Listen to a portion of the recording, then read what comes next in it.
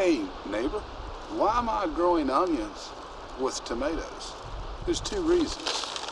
Number one, the onion releases a chemical that helps deter aphids.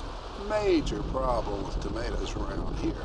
Number two, you have the space between the tomatoes, so you might as well use it small space gardening. You know, that's what we do here. We're using a 4 square method.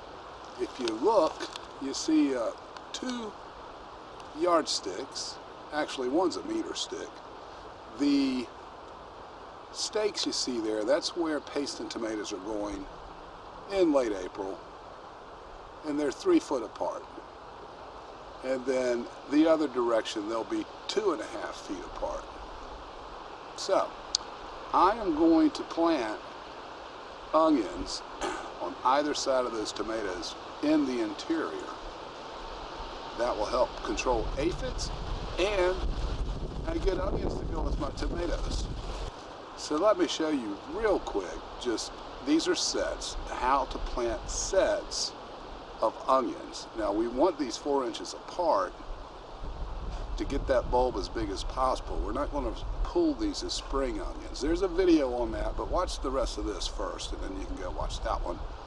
But essentially you want 4, even 5 inches to get those onions as large as possible when it's time to harvest. Make sure, by the way, that your temperature is at least 45 degrees before planting your onion sets. And do not let that ground get soggy, swampy. Soggy soil equals a mushy onion.